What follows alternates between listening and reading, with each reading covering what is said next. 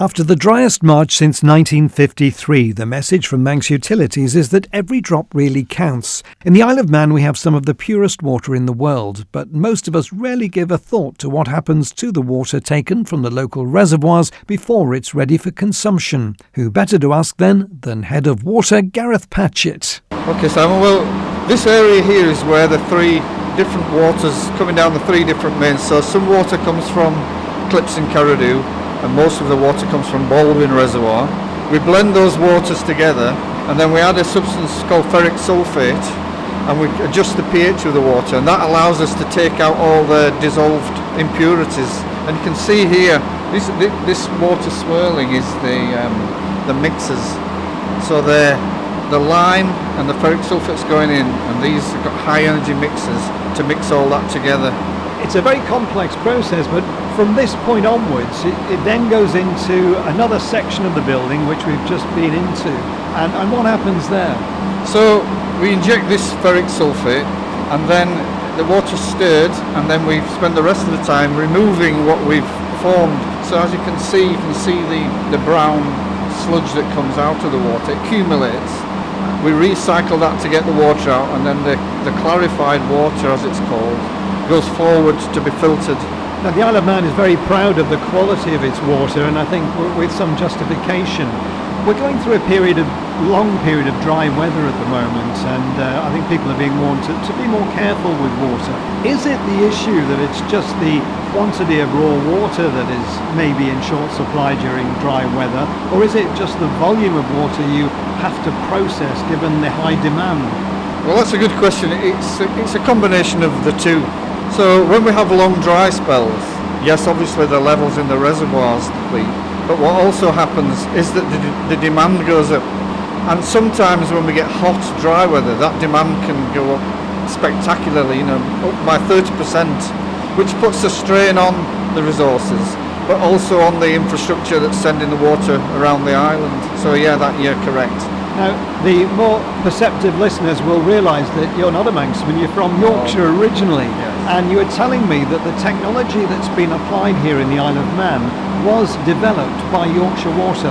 Yeah, it was developed by Yorkshire Water and an organisation called the Water Research Centre. And in the north of England, Yorkshire, Lancashire, up into the northeast, they had the same challenges that the Isle of Man had at that time. But the old treatment works couldn't cope with the quality of the water, couldn't meet the regulations that had come into force. And Yorkshire Water built this first plant, which is similar to this in 1983. And that technology is still, being built now. And these plants look just like a plant then, Now, as far as the quality of the water is concerned, in the Isle of Man, of course, the water, I think, is, how to term it, used once, whereas yes. in the UK it passes through various stages, and yes. We won't go into the details, but in fact ours is actually pure water that is used once. Yes, that's true, but that does have a challenge as well. So yeah, you're correct, the water falls from the sky into the reservoir, we treat it, we drink it, and it gets treated at sewage works and it goes out to sea.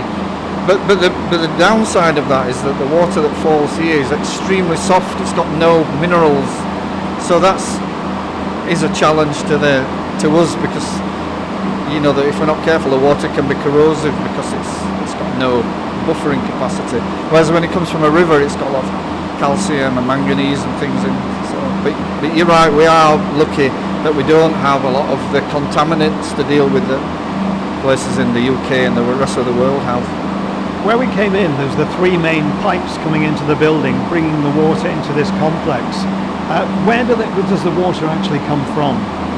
So about 85% of it comes from Baldwin Reservoir, and at some times of the year all the water's coming from Baldwin Reservoir.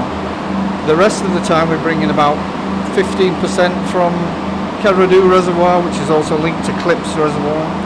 There's an existing pipe that used to go to the old Glencrutchery treatment works, which we use. And of course we also pump water from Sulby Reservoir over Bennypot into Baldwin Reservoir, so we've got a bit of Sulby water as well here. And what kind of volumes are you dealing with on a daily basis in a plant like this? Well, currently the plant's running at about 23 million litres per day. So that's 23,000 tonnes of water per day going through here. And there's about 10 million litres a day going through the treatment works at Sulby, giving a total of about 33 at the moment, 33 million litres a day. That can go up to 40 when it's hot. That's a huge amount of water. I don't think people realise just how technical the process is of bringing it from the reservoir and then processing it here. This is a really large plant. I mean, how would this, in terms of scale, compare with some of the plants in the UK? Well, unfortunately, it will be quite small. but there are plants in the UK of this size. They're not really small. But I think that this plant can do up to about 37 megalitres a day. But there are plants in the UK that can do nearly 1,000 megalitres a day, and in China there are plants that can do thousands and thousands of megalitres a day. But it's all the same challenges. So we were talking before about the actual processing of the water. We've got to the stage where you're filtering out the impurities, and in terms of the final process, how do you do that to make it totally clear, like when it comes through the taps? Right. So we talked about the dissolved air flotation, where we're lifting most of the matter that we've formed, and then we've filled 2 sets of filters. The first set of filters is just removing anything that's passed through the first stage, and the second set of filters is removing manganese, which is a naturally occurring metal that's in the peat, and if we don't take it out, it stains everything black.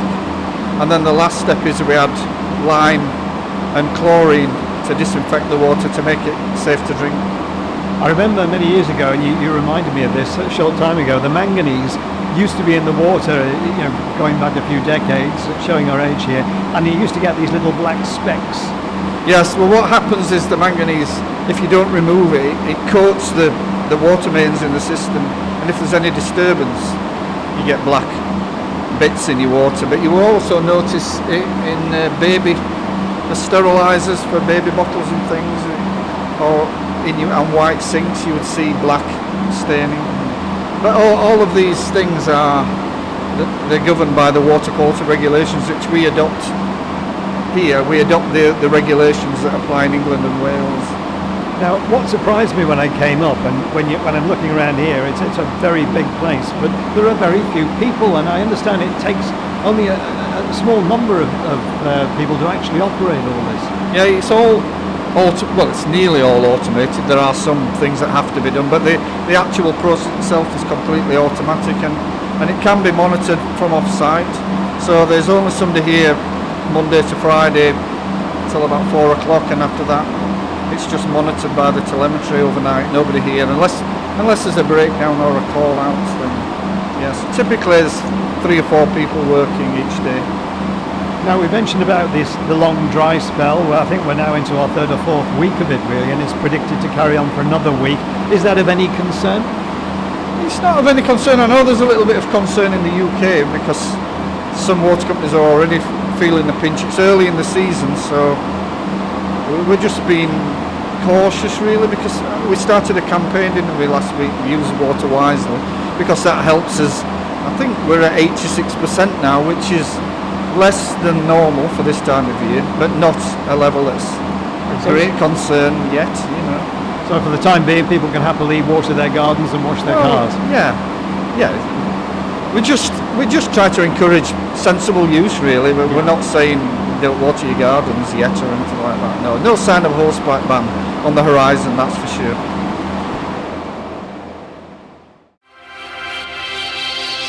Thank you for making it to the end of the Manx Radio newscast. You are obviously someone with exquisite taste. May I politely suggest you might want to subscribe to this and a wide range of Manx Radio podcasts at your favourite podcast provider, so our best bits will magically appear on your smartphone. Thank you.